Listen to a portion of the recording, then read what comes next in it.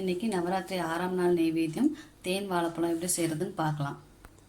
இன்றைக்கி வெறும் தேன் மட்டும் படைக்கலாம். இன்றைக்கி ஸ்பெஷல் தேன் தான். தேன் மட்டும் படைக்கலாம். நான் இன்றைக்கி தேன் வாழைப்பழம் செஞ்சு நெய்வேத்தியம் பண்ண போகிறேன். வாழைப்பழத்தை இப்படி சின்ன சின்ன பீசஸாக கட் பண்ணி எடுத்துக்கிறேன்.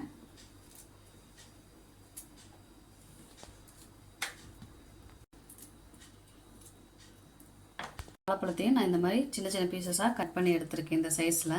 இப்போ இதை ஒரு பேன் வச்சு எப்படி தேன் வாழைப்பழம் செய்கிறதுன்னு பார்க்கலாம். இப்போ அடுப்பத்தை வச்சு நம்ம ஒரு சின்ன பேன் வச்சுக்கலாம். இப்போ இது பேன் காயட்டும். பேன் காஞ்சதும் நெய் ஊற்றிக்கலாம். இப்போ பேன் காஞ்சிருச்சு, நம்ம நெய் ஊற்றிக்கலாம். ஒரு ஸ்பூன் நெய் தான் விட்டுருக்கேன். இந்த நெய்யோட நம்ம எதை சேர்த்துக்கலாம்னா கொஞ்சம் தேனும் சேர்த்துக்கலாம்.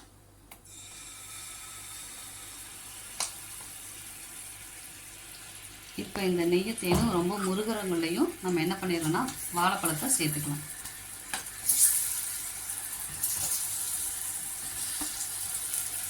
இதையும் நம்ம என்ன பண்ணலாம்னா இந்த வாழைப்பழத்தை அப்படியே நம்ம ஃப்ரை பண்ணி எடுத்துக்கலாம்.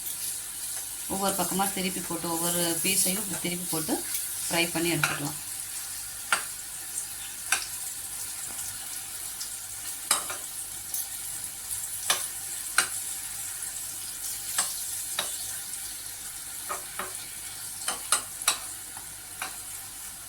இப்போ இந்த வாழைப்பழம் அந்த தேனில் வந்து ஃப்ரை ஆகி கலர் லேசாக சேஞ்ச் ஆகும். அப்போ நம்ம அதை எடுத்துக்கலாம்.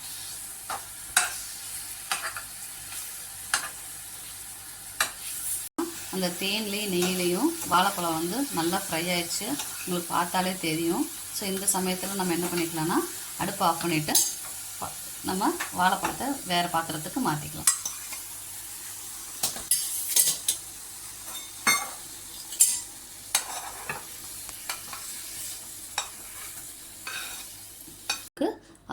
நவராத்திரி 6ஆம் நாள் நெய்வேத்தியம் தேன் வாழைப்பழம் ரெடி ஆயிடுச்சு.